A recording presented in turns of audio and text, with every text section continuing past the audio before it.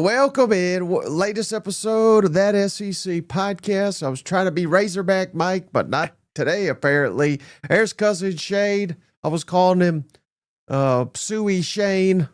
You're everybody's favorite cousin. What's going on, brother? Hey, buddy, what's going on? I'll tell you what's not going on, and that's technology. So sorry, we're running several minutes late. It's 100% my fault. Well, I mean, technically my fault, but StreamYard is the real fault because of all these graphics. Shane, I work all day on them.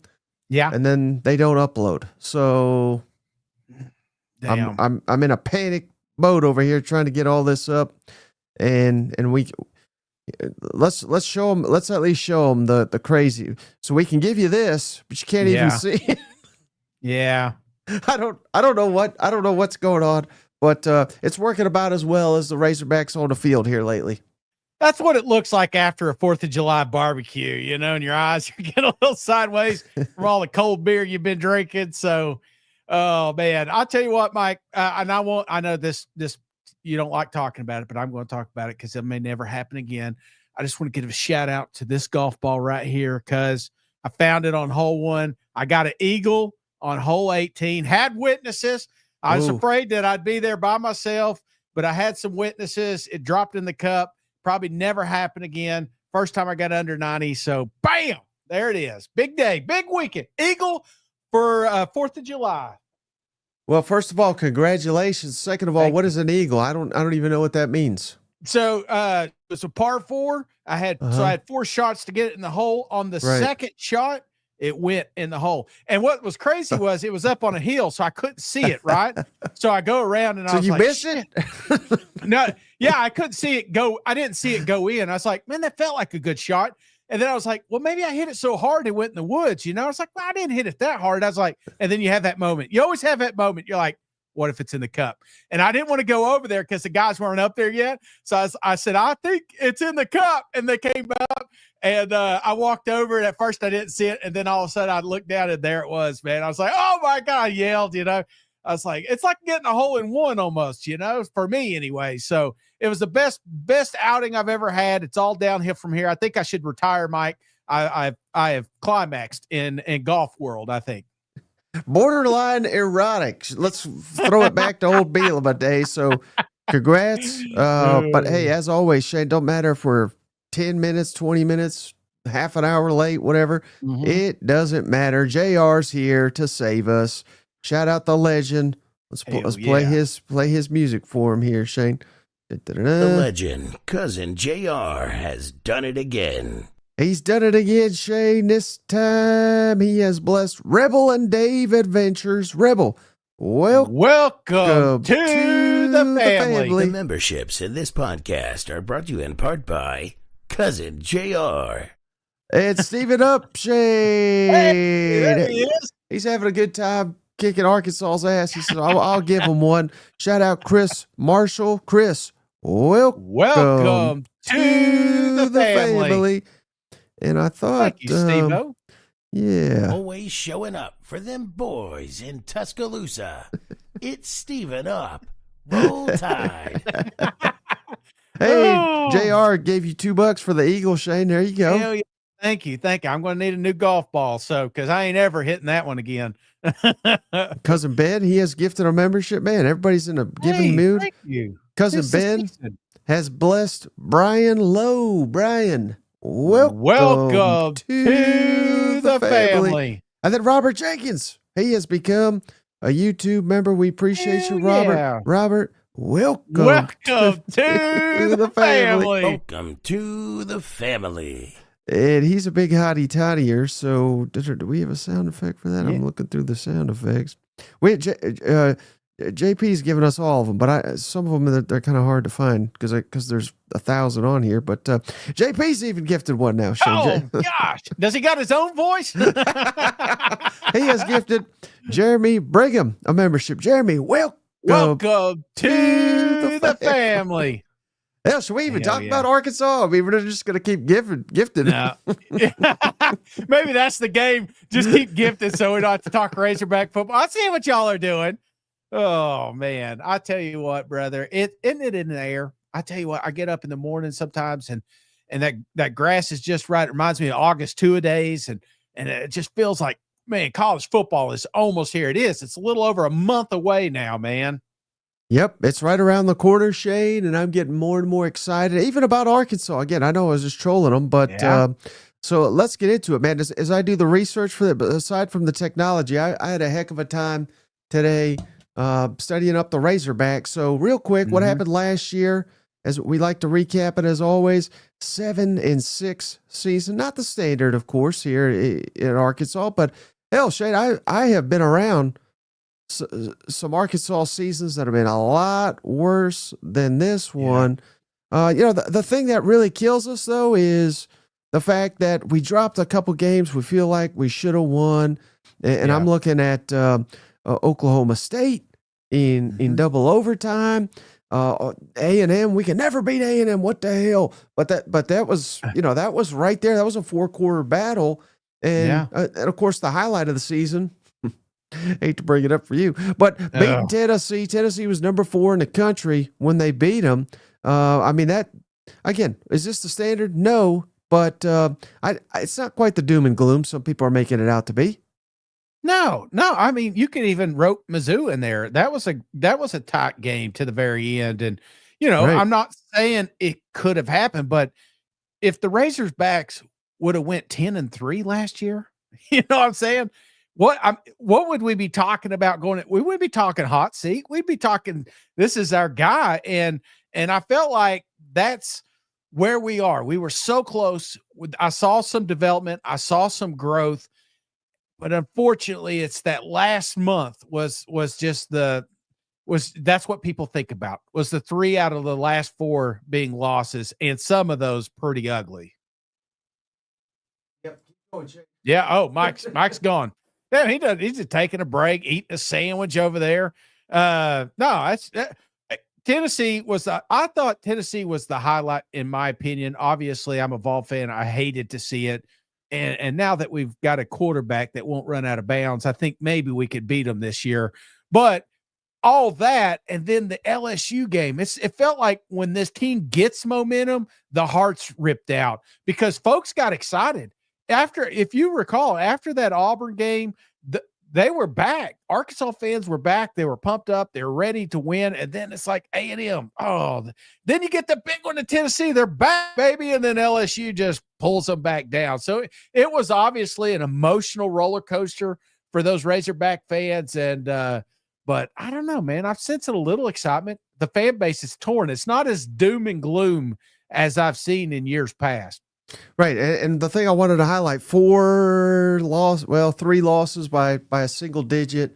Yep. And again, Texas went 2 years in a row now. They've gone, Final 4, and we just lost by 10. So again, I don't think we're quite as far off as some people make it out to be.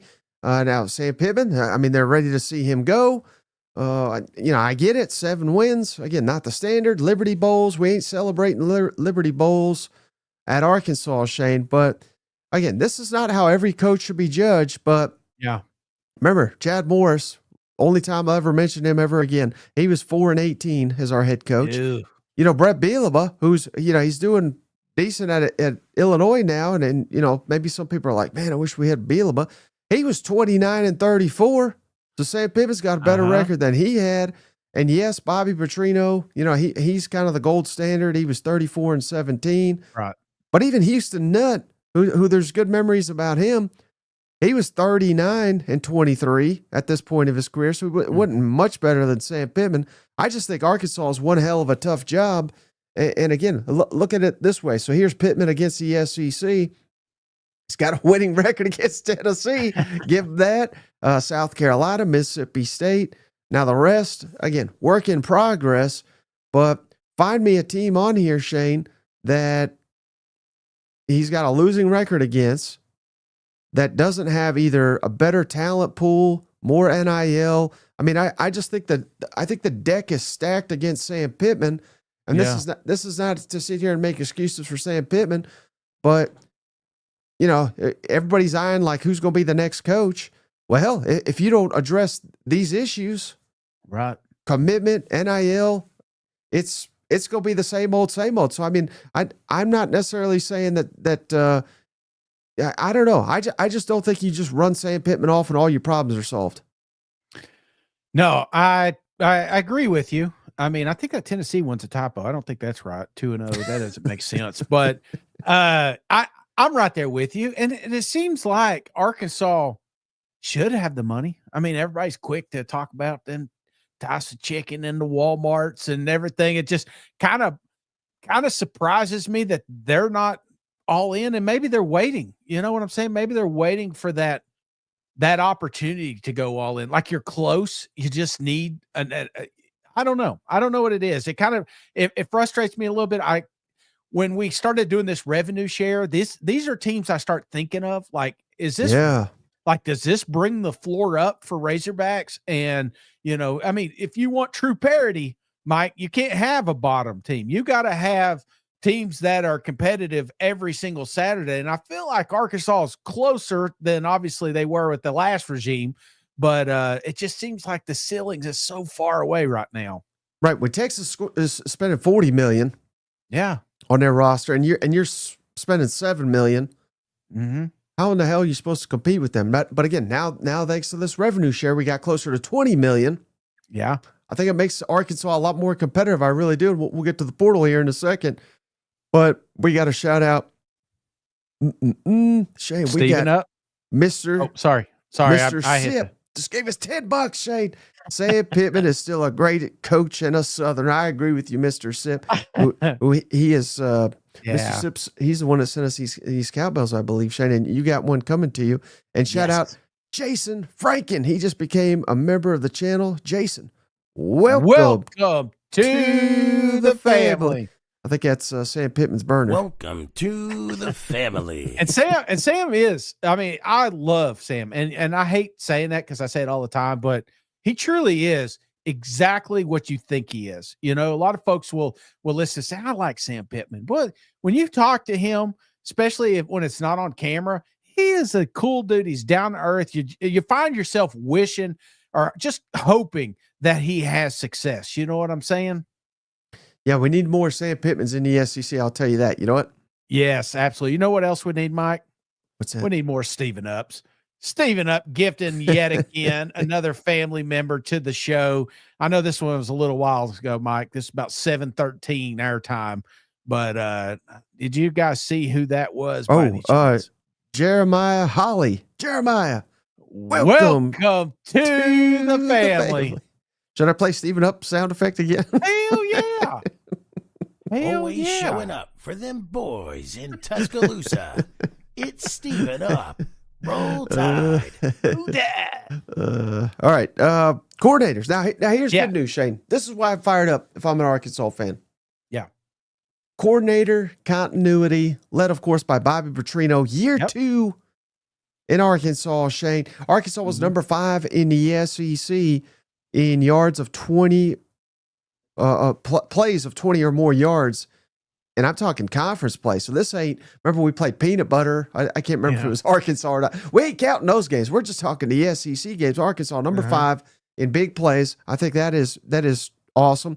But here's a huge red flag, and we have addressed it. We'll get to the portal in a second. 27 sacks allowed. Yeah. Only Oklahoma was worse. So if we could protect Taylor Green, who's in year 2 as well, year 2 Bobby Petrino, you would think the understanding of the offense, the decision making, everything will be a lot quicker and clearer for Taylor Green in year 2. I mean, this offense, I think, is going to give him a fighting shot each and every Saturday. And then year 3 for defensive coordinator Travis Williams. So he's a hell of a coach, Shane. Yeah. My concern is more about the overall talent he's got to work with. But I think he's a rising star in this conference. We got to do better in conference play, though. We're 14th in scoring defense, 15th in tackles for loss. So we got to get more havoc. We can't allow as many points. But again, year 2, Bobby Petrino and Taylor Green has got me. I think that's the most excitement I can have for Arkansas this year. Yeah, because the offense changed when he showed up. You know, a lot of times when these new coordinators come in, it is their job, but the coaches got a say in it, a hand in it, if you will. This was truly Bobby Petrino's offense, and you felt that day one. I love the talent that we're talking here.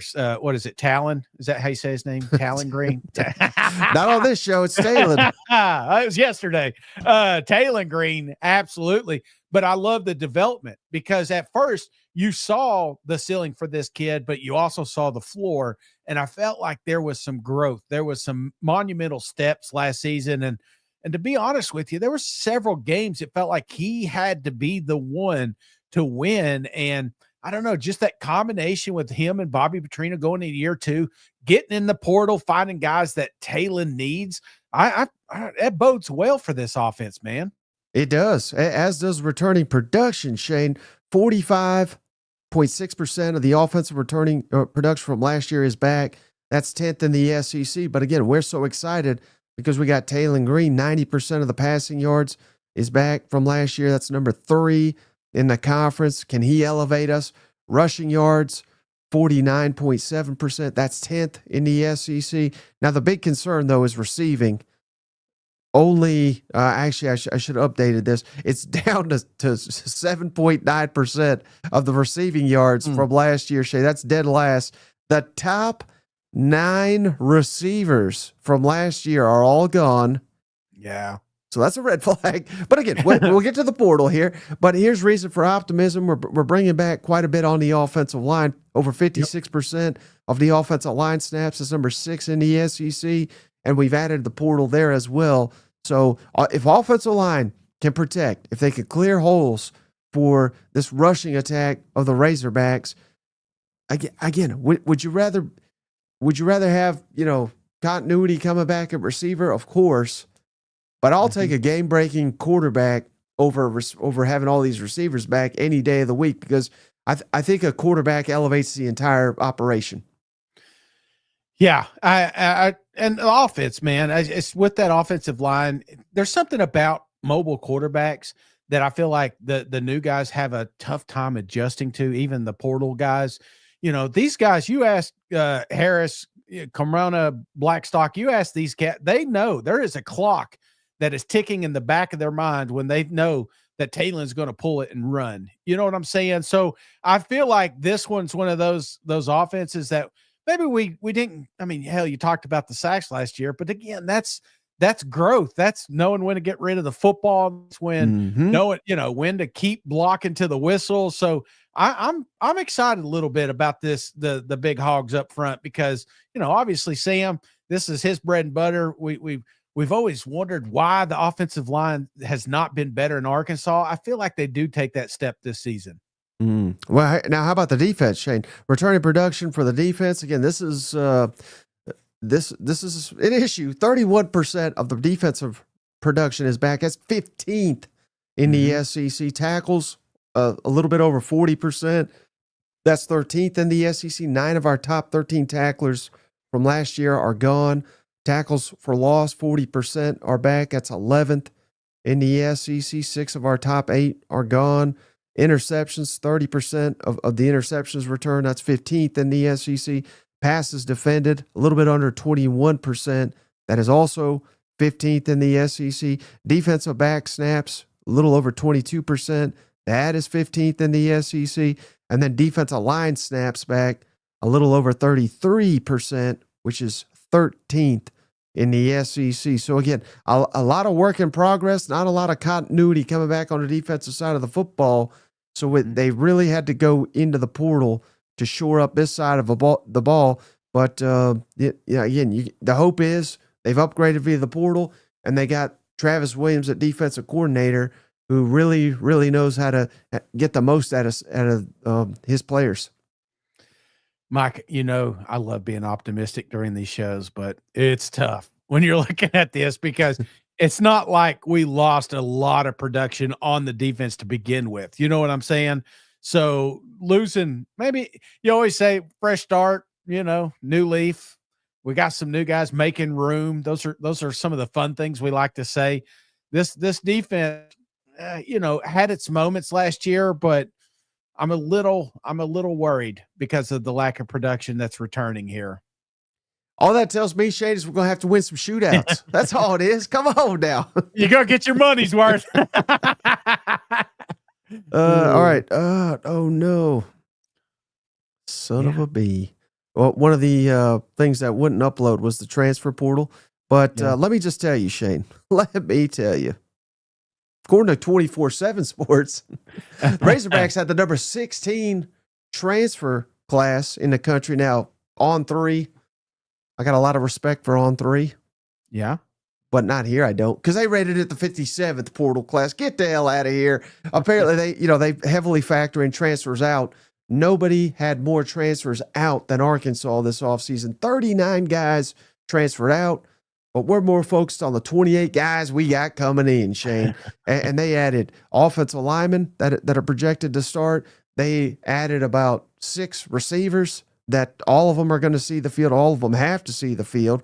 We're bringing back a running back, A.J. Green, who was on the team, transferred out. Then he's like, I didn't know how good I got it. So he came back to Fayetteville. We had a kicker that did the same thing. But, man, this is a play for depth across the board. They've added 20-plus guys that are going to have to see the field. A lot of them on defense especially, but very, very active portal class for Arkansas. And I've said this many times before, and I hold to it, Shane. They call Kiffin the portal king. Yeah. I think Sam Pittman and company are the real portal kings because they typically don't, I know they're doing it this year, but they typically don't have to add 20, 25, 30 guys.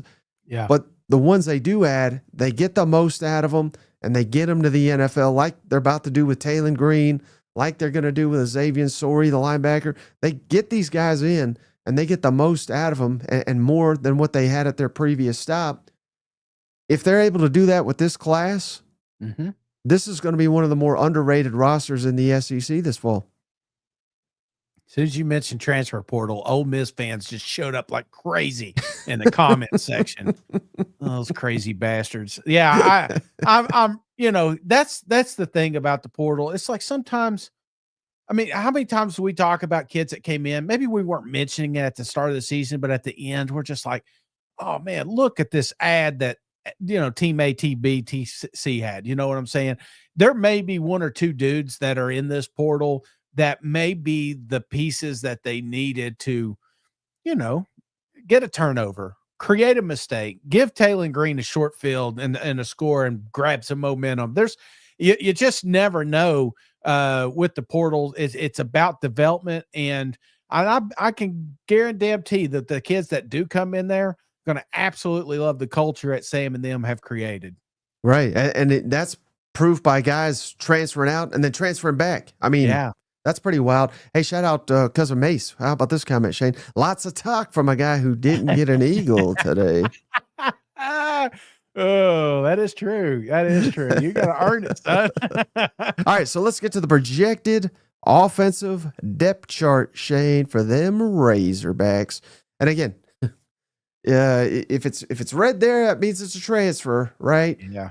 If it ain't a transfer, they're basically a returning starter. So if nothing else, this is going to be an experienced unit, Shane. Maybe not all in the SEC or at Arkansas, but again, we heavily attack the portal for receiver, for offensive line, both starting projected tackles, our center, both guards. Interestingly enough, Shane, they are starters. They played a ton of football.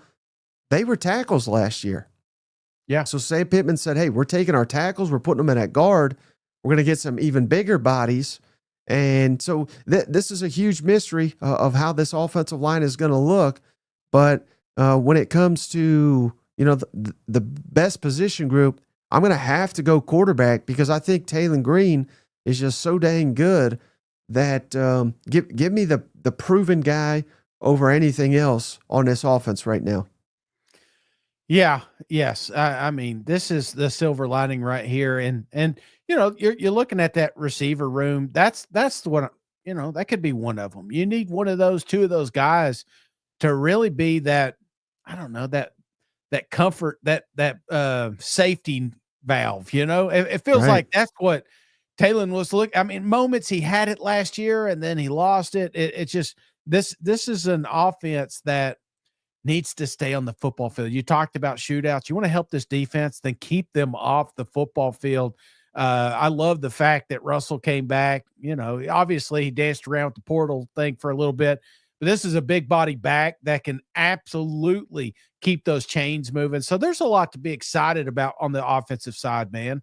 Right. Yeah. Braylon Russell, year 2, he was, he had some star-studded moments last year. And then they bring in the transfer, Mike Washington. He from New Mexico State, Shane. He is similar to Braylon Russell, where he's a big man. So yeah, I think what they're going to want to do next year is play that ground and pound, get behind these big offensive linemen. So I'll probably go running backs, second position group. I'd probably go offensive line, third position group. And I love the fact that the guys that they're bringing in on the offensive line have played so much football. So that is something that I think we can lean on. And I'm just putting the receivers dead last, not because they're not talented, but just because we don't know what these guys are going to look like in a Razorback uniform. They've been productive at their previous stops. But it's one thing to do that at a lower level or a different school, and to come in here and do it in the SEC. It's we'll get to the schedule here in a minute. Luckily, some of these schools, Arkansas certainly has a difficult schedule, but they got a couple games to get these guys up to speed, as opposed to playing, like a Notre Dame week 1 or something. We'd be in real trouble if that was the case. No, absolutely. And we'll get to that in a second, but I do like some of the tune-up games that are scheduled here. Really get this offense jailed by the time we get into SEC play. Mm-hmm. All right. So projected depth chart on the defensive side. Again, a lot of red here, Shade, a lot of transfers, but on this side, at least, we're bringing back, I think, a little bit more starters into the mix here. I got to go with all these wild names that I know you're going to shout out the Mac and the money here. I think the linebackers are our best group on the defensive side of the football, led by Xavier Sori. He is All-American type potential down there. I will go defensive backs, probably second position group, and then defensive line third. And this is probably my biggest concern for the entire football team is the defensive line. Just, we lost the beast, Landon Jackson. He's in the NFL now. But where they go on the defensive line is a major question mark for me. When I go to the doctor's office, they always have a little computer in there and they're typing stuff. And this looks like, some of my typical blood results. All the red. Let's sit there and talk about fatty liver. No, I think this is, obviously, again, it wasn't that we crowned that defense. We didn't sit there at the end of 24 and say, oh my God, I can't believe all these studs. There's some studs. I love the Hitman, and I think he's going to do well in the NFL. But I don't know, man. How can you feel sad for something you didn't really appreciate? You know what I'm saying? So maybe a fresh start is exactly what this defense needed, man. I hope so, Shane. Positive spin. So here's the schedule, Shane. Over under for them Razorbacks 5.5. Next season odds to win the SEC 160-1. Odds to win the national championship 850-1. So yeah, we're not going to win the national championship, but I think we could surprise some people here. But I like the fact we open against Alabama A&M. I like the fact that we play in Arkansas State in Little Rock. Again, this will give us an ability to get some confidence before we get into SEC play. I was just trying to calculate money here. If I put 100 on it, it's like these are kind of the fun ones. It doesn't hurt to throw a $20 bill at it. I mean, at least the SEC. You never know what happened there. So.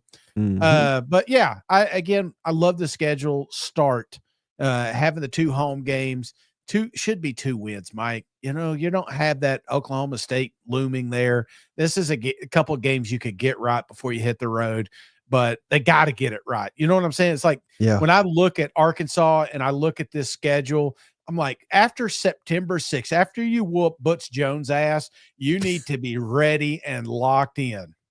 Yeah, so let's get into the win-loss toss, Shane, for them Arkansas Razorbacks. So here's how I have it. You let me know if I'm just crazy once again, Shane. But I got 4 games on paper that I think should be wins for them Arkansas Razorbacks, Alabama A&M, Arkansas State. We kind of already hit on those. Yep. At Memphis, I don't care. We can play this damn game on the moon. Arkansas is beating Memphis. And then Mississippi State at home. Agree, disagree with any of those 4 should be wins for Arkansas. I do not disagree with any of those, cuz. Okay, so that now this is where it gets interesting, Shane. I got 6 toss-ups for them Razorbacks. At Ole Miss, again, we could sit here and say, well, that probably should be a loss. Well, Ole Miss replacing more. We've already hit on all that Arkansas is having to replace. Ole Miss having to replace even more. So I think the perfect time to get Ole Miss is early. And oh, by the way, I know last year was pretty lopsided, but this ain't last year's Ole Miss. And before last year, I mean, every one of these damn games is a battle that goes down to the wire, and crazy things happen. So I think Ole Miss is a toss. We got no respect for Notre Dame. Get the hell out of here, Leprechaun. You got lucky and you didn't play anybody. And well, you played Georgia, but Georgia didn't have her quarterback, so that's why you won. Tennessee, at Tennessee, you might sit here and say, well, that's a loss, right? Well, yeah. They beat Tennessee 4 in a row. They beat them last year. I don't think Tennessee's going to be as good as last year. So to me, that's a toss. A&M, yeah, that is almost always a loss, but this is the first time we're getting them at home. We ain't playing in damn Jerry World anymore. So that's a home game, makes it interesting. Everybody already knows what I feel about Hugh Freeze. Getting him at home, I think that's a toss. And then even Missouri, the fact that we're getting that at home, I think that's a toss. Mm-hmm. I've said a lot here. Do you disagree with any of my 6 tosses? Well, I think there's one that everybody knows I disagree with, but it's hard to argue with last year. So yes, it is going to be in Neyland. I'm talking October 11th, Tennessee.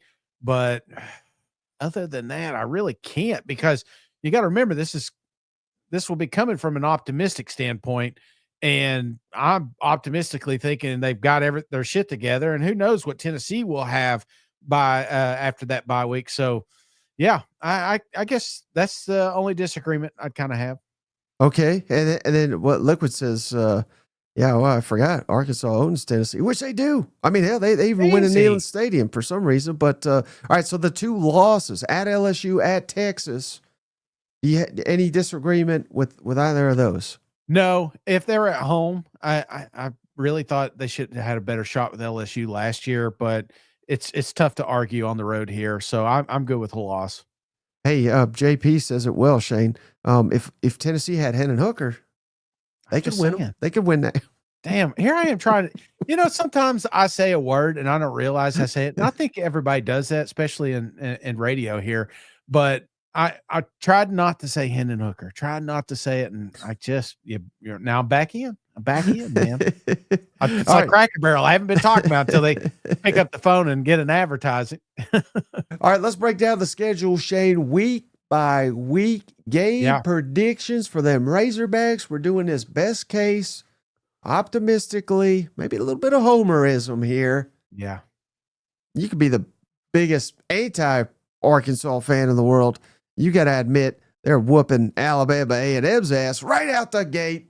1-0, cruising, right? This is going to be another peanut butter game. Yeah. Yeah. A lot of red on this field. And I tell you what, brother, this is when you get excited. I think you have an opportunity. And I know there's going to be some games you want to play a little keep away, a little ground and pound. Not this game, Mike. This is a game you want to open it up. You want to remind the fans how exciting Bobby Petrino's offense can be and be electric, man. This should be a 70-point game, man. Yeah, it should be. You should get your starters out by halftime. For sure. Absolutely. And hopefully the next game too, Shay, because Arkansas State, first time we're playing this game. We're going to play it in Little Rock. There's been an annual discussion. Why in the hell we're going to play this team? Well, I'm going to show you why we're going to play this team, Shane, because they went 8-5 last year. They think they can hang with the Razorbacks. Yep. I think this will be one hell of an opportunity, Shane, for Arkansas to get them a 40-point win. Come on, Razorbacks. But it's the natural state. It's Arkansas. Arkansas owns this state. Arkansas State. I'd be surprised if they got 10 fans in the stands. I'm going to be honest. It's going to be tough to watch this one with Lyle Jones sitting over there. You know what I'm saying? Making all that money and hiding down there behind Nick Saban, not getting a job so we'd pay him out. You deadbeat coach. Yeah, I hope this one is an absolute barn burner, and I'd love to see Butch Jones cry one more damn time. So give me another big one here for the Arkansas Razorbacks. JP says Shane needs a hooker and beer shirt. Dial it up. Hey, by the way, if you come up with a shirt idea and you send it to thatsecpodcast@gmail.com, we will post it, and the shirt will be named after the cousin that came up with the idea. So if you got a shirt idea, jump on there, send it to us, and Mike will be sure to post it. Hey, Nappy Wings, he says for every point Tennessee beats Arkansas, yeah, well, I should eat a wing. Well, just so you know, behind the scenes, old Nappy, I talked to him a little bit on Twitter today. He's also the one at Tennessee. Would love to host the game. Remember, we've got a side bet here. If Tennessee loses to Arkansas, I've got to eat a barbecue sandwich for every point the Razorbacks win. He'd like for us to do that at his tailgate. So, yeah. And I tell you what, I was kind of out. I was kind of hesitant, and I saw his booth. And I tell you what, this boy could cook some wings, brother. I tell you what, they look delicious. All right. Hey, that's something to look forward to. All right. Week 3, Shane, at Ole Miss. Yeah, buddy. This has been a back and forth series. This is one of the most underrated games in the entire conference, Shane. Yeah. I'm looking up the series. And again, I know last year's was lopsided, but this ain't last year Ole Miss, man. This is a series that goes back and forth, back and forth. Some of the most wild games.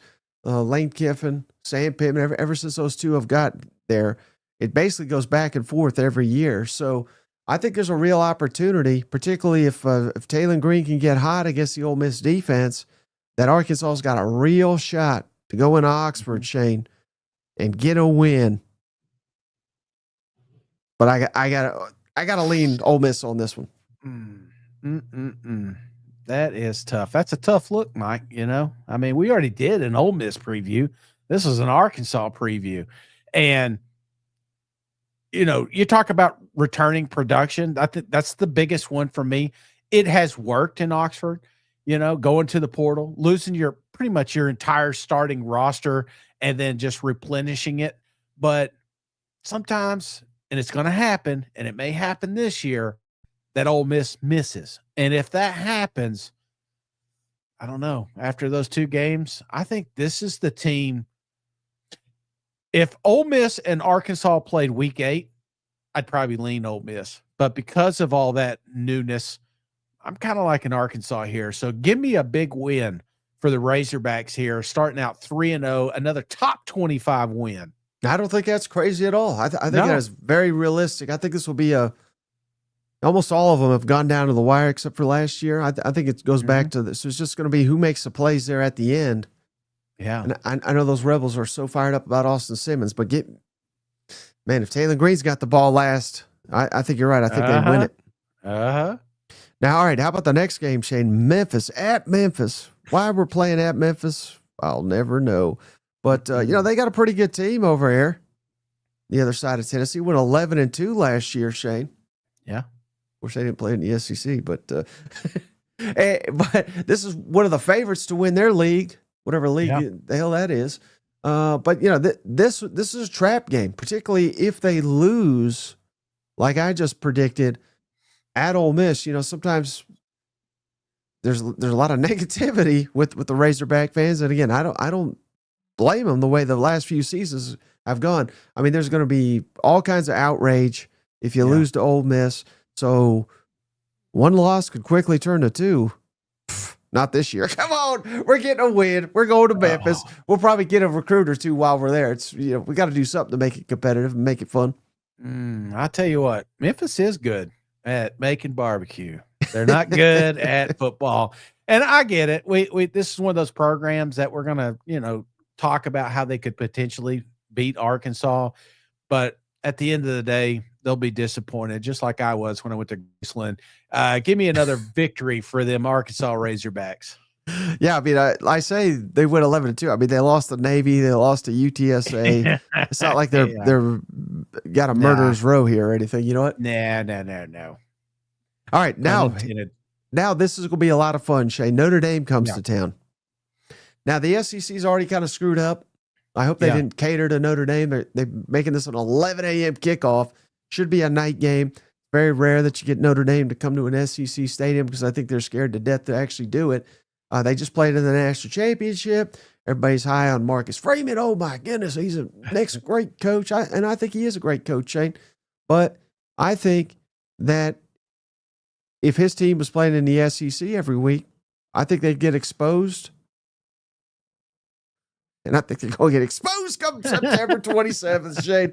Give me Arkansas to shock the college football world and get off to a 4-1 start to the college football season.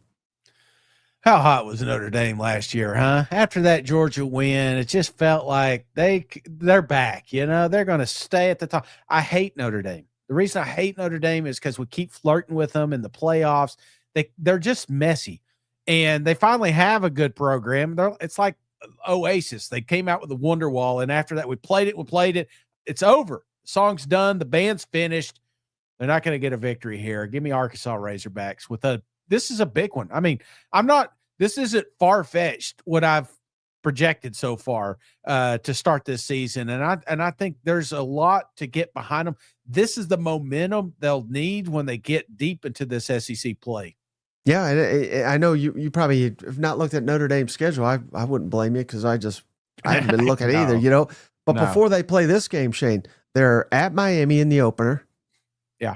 Then they have a bye week 2 for some damn reason. Then they play A&M. Mm-hmm. So, I mean, we could be living in a world where Notre Dame's totally exposed by this point. It has got multiple losses. We already did the A&M show. I think A&M beats them too. I mean, this could be I don't know. I just think Notre Dame this may not even be an upset by the time this game rolls around. Mm-mm. I'll be upset if I can't leave in the third quarter, go grab something to eat. You know what I'm saying? That's what I'd be upset about. All right, but would you be upset the next week, Shane? Going to Tennessee. Come on. Tennessee got shocked last year, just like Notre Dame's going to get shocked this year. Arkansas, again, I don't think Tennessee's going to be near as good as they were last year. Mm-hmm. So naturally, Arkansas's got a fighting chance. I think Arkansas, again, is going to have a major advantage at the quarterback position. Their new offensive line is going to be really tested, though, against Tennessee's defensive front. So, bad blood, revenge game. Do they do it again? 5 in a row, Shane? No. Give me Tennessee at Tennessee. I think that's too tough. Similar to Ole Miss, I think you would want Tennessee a little bit earlier in the season. Tennessee is, I mean, what happened last year was amazing for Razorback fans. And I look back as a Tennessee fan and say, if we would have done this, or if we could have done that, or if we had the right guy here, it was ifs and buts. I felt like Hugh Freeze there for a second. You know what I'm saying? And I'm not going to Hugh Freeze this thing. I feel like Tennessee, what they're really good at is where Arkansas is going to struggle. And I feel like that gets exposed a little bit in Knoxville. The crowd will be behind it. Yeah, you upset them last year. I don't think you upset them again this year. So give me Tennessee by 1 point. It'll be close. It'll be something stupid, Well, you know what's not stupid, Shane? What's that? P5 Cowdrey. He just became a member to the channel. Welcome to the family. Welcome to the family. And then he commented here. I thought it was pretty funny, Shane. He said, "I think I just joined the family. Been waiting a year. Mem-I-Z beats the horse." Had to get that. Had to get that shot in. Get that. It's worth it. It's worth the $4.99, guys, just to say something bad about your rivals. All right. How about the next game, Shane? Texas A&M coming to town. Mm-hmm. A&M's owed you. Yep. It is what it is. But again, that was a lot of Jerry World. They've won 12 of 13, I believe, is the number here. I mean, that's pitiful. But again, Yes. this is a new age. We're getting it at home finally. Will that be enough? I don't think so. I think, I mean, this is one where like, I got to see it before I believe it. And I have picked Arkansas probably about 5 times to beat A&M. And I don't think it's literally ever happened when I predicted it. So maybe this is good news for the Razorbacks. Yeah, maybe. And, again, it's that streak that we talked about. We've talked to some Aggie guys and they don't even talk about this game. You know what I'm saying? Because it's down in Jerry's World. It's another home game, but it won't be now, and I think the home and home is the best thing that could have happened for Arkansas, especially the fans, so they don't have to travel down there every year. And I know it's going to be tough coming off a hard loss against them Tennessee Volunteers, but I don't know. I think there's a little bit of a bounce back. And I'm looking at these next 2 games. I don't know which one it is. I have to pick one. And I think I'm going to pick a loss. I think I'm going to pick a win here. I think you come back and you get the Aggies. This is a big one and a good bounce back, in the heart of this SEC play. Yeah, you keep kicking the Aggies while they're down, which they probably appreciate that. But again, I think A&M could be playoff type team. So yeah, they stopped donating, so I'm off the way. No, just kidding. Here's the thing. I've always been on the A&M bandwagon. I really have for a long time. In fact, we're going down to Atlanta. Last time I was in Atlanta, I was the only one to pick them to win the SEC. Literally the only one. And I know that because I did it. And I saw one idiot did it. And, got rid of Jimbo. How many games did they win that year? You always leave out the interesting part. It was bad when, was it Anais Smith got arrested right before it? I was like, oh, my gosh, it's going to be a bad year. So they won 5 games that year. I do think this is a great game, Mike. I do think this. You want to talk about an absolute barn burner, Reed and Talon? That's going to be a fun show to watch. I don't know, man. I feel like Arkansas is going to get some of these and they're going to lose some of these. And I feel like this one could be the one they get. Yeah. And another one that perhaps fits that description, Shane, Auburn comes to town. Yeah. Now they smoked you 2 years ago when they came to town and you returned the favor and you beat them in their stadium last year. So this is an unpredictable series. Yeah. Hugh Freeze, Sam Pittman, for a while there, it looked like Hugh Freeze major coaching advantage, but again, Arkansas swung it back. It was one of their more impressive performances of last season. But you already know what I think about Auburn. I think they're getting a loss, Shane. Come on the road. I ain't buying whatever BS they're selling on the planes down there. Mm-hmm. So I think we get on the right side of winning here. I think this is going to be one of the more critical games for the Razorbacks this entire season. Absolutely, man. And this is for me, brother. What is it? This is the infamous 9 out of 10, right? We play them out of 10. Yeah. This is that game. And unfortunately, you're going to get another opportunity, Hugh. So he said 9 out of 10, not 8 out of 10. So I feel like Freeze, this is the 0.5 situation I was telling you about. They win one of these, they lose one of these. I picked A&M as a loss, so I feel like Auburn would be a loss for Arkansas. So, unfortunately, another loss there. Wait, you said so many contradictory things. Wait, so who's winning? Yeah, I feel like I know. I hate saying it, but I feel like the Razorbacks lose this one. Oh God, they win A&M, they lose Auburn. It's the infamous roller coaster of being an Arkansas Razorback fan. Extreme highs and lowest of lows. Well, I'll tell you what game they better not lose, Shay. This again, all the nice things I said about Sam Pittman. This is where he loses even me. If you lose to Mississippi State at home, you cannot be losing this game. Give me a big win for them Arkansas Razorbacks. I do think Mississippi State will be better, but they shouldn't be good enough to be winning at Arkansas like they did a couple of years ago. Agreed. This should be a big one. And again, getting them back on track here. Big win. Fun game. Still going to be a fun game. This Mississippi State, you better believe they're going to be in some shootouts as well. But I think Arkansas kind of puts this one away early. Now LSU's next, Shane, at LSU. That's the difficult part. Mm-hmm. I think best case for Arkansas, LSU gets absolutely destroyed by Alabama, and they come limping into this game, and they want no part of it. They're ready for next season already, and Brian Kelly's on the hot seat. I mean, that's the dream scenario, right? But yes, if we got to sit here and if this, if that, if this, maybe we got a shot. So I gotta go LSU, Death Valley. I think they probably get a comfortable win here. Yeah, I'm kind of right there with you. And that being said, I feel like a scenario. It has to be something.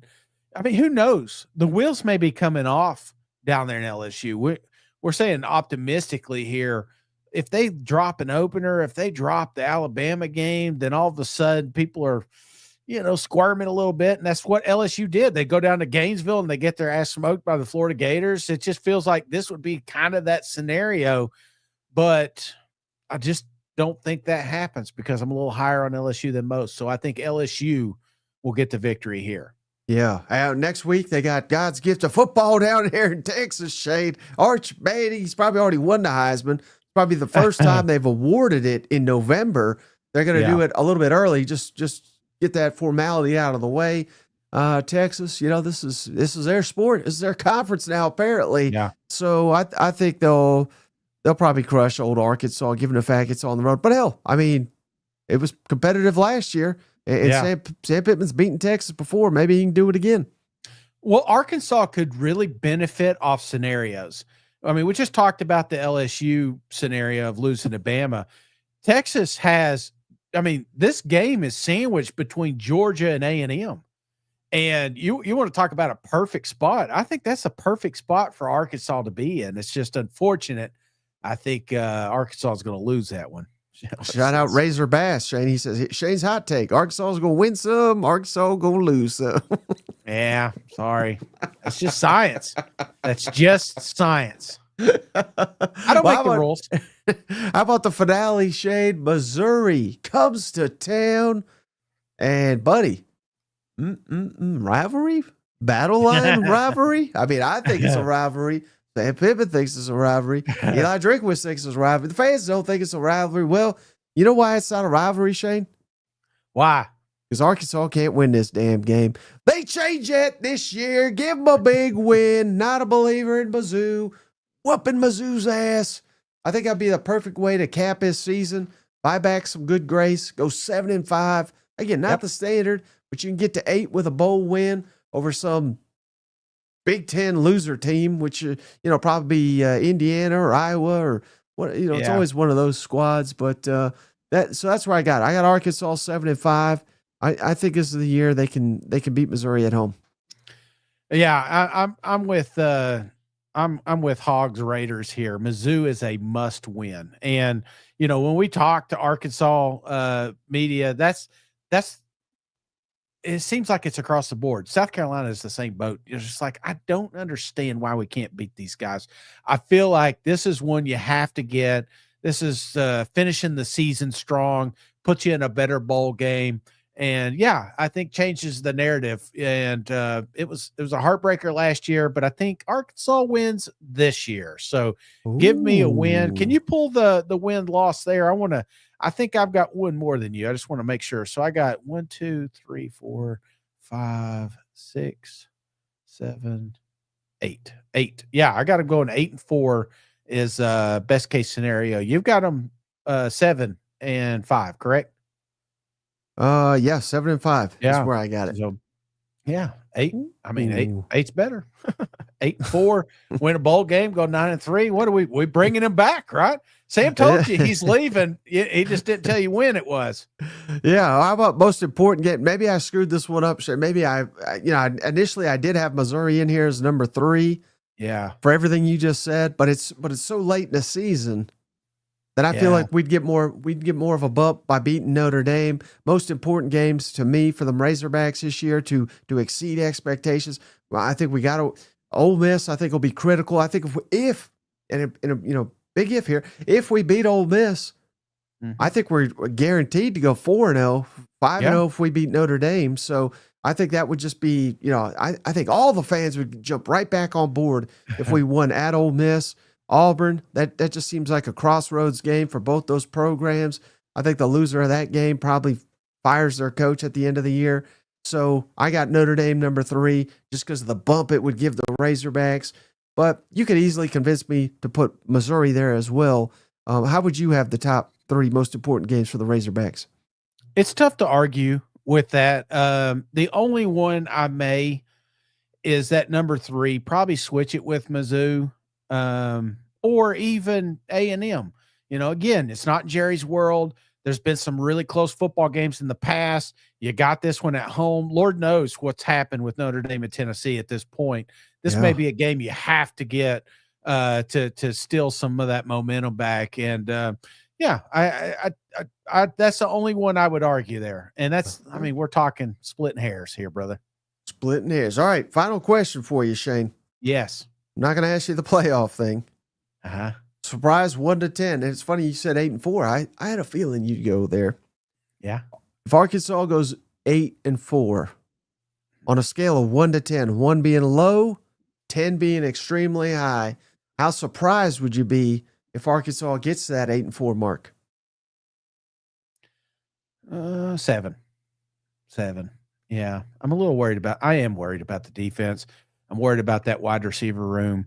There's a lot of things I'm worried about. I do like some things. Taylor Green, I think I've said his name 50 times during this show, but when you got a guy like that, he erases mistakes. He wins football games. So I think he elevates that ceiling a little bit. So that's probably why my number's not higher, just the fact they got him in that locker room. What if I was able to guarantee you, Shane, that Taylor Green is a Heisman Trophy finalist? What would be the record be? 9-3. 9-3. Yeah, kind of like Jaden Daniels that year. Of course, he won it. I'm not even saying win it, but I'm just saying being a finalist. I don't think it's as crazy as, again, he's massively talented. Bobby Petrino, year 2. Every one of these damn games, Shane, outside of the first 2, it's going to be nationally televised. That's the thing. Back in the day, you needed like Heisman campaigns. Yeah, no, you don't need any of that. You just need to perform big in some of these big time games. But let's say they beat Texas or an LSU. Oh, yeah. That's how Jaden Daniels did it. He beat Florida, and he was just unstoppable. Yeah, on a quite average team, but the offense was phenomenal. That, I think, is the ceiling for them Razorbacks, and I think they got a puncher's chance in every game. I don't think Taylor Green is going to be, the best player in the country every time. No. But if he does it 8-9 times, then Arkansas could play with anybody. Exactly right. And if we're talking Heisman, I'd like to get the rushing number. I know 600 yards. You're like, damn, Shane, but I'd like to see 1,000. Well, remember that was with 27 sacks. So, he's probably got closer to 700 rushing yards in reality last year. And he's just so, he's so long. He's like 7 foot tall. And just all of a sudden you look up, he's 12 yards down the field getting a first down. It's just something that most kids don't have the ability to do. And he's just born with it. So, yeah. Kind of like you. Yeah. I'm good for like 2 yards. I never understood that. Like, if you could move the chains 3 yards at a time, it may be ugly. You're talking about Arkansas possibly doing it with these big-bodied running backs. Just do it. Just 3-4 yards. Just chew it up. You know what I'm saying? Just hold on to the football all day long. Be the most boring offense ever. Yeah. I'd love to see it. All right. Anything else, buddy? We want to wish everybody a happy 4th. Absolutely. Please be safe, but have an amazing time. Celebrate America. Yeah, enjoy your freedom. Yeah, Shane and I will be doing it together. We're going to do some podcasting in person, so that's going to be fun. Anything else, buddy, before we hop off the line? And barbecuing, man, I'm going to be firing up the grill Saturday morning. What's the number one thing you're looking forward to grilling the most? My beans.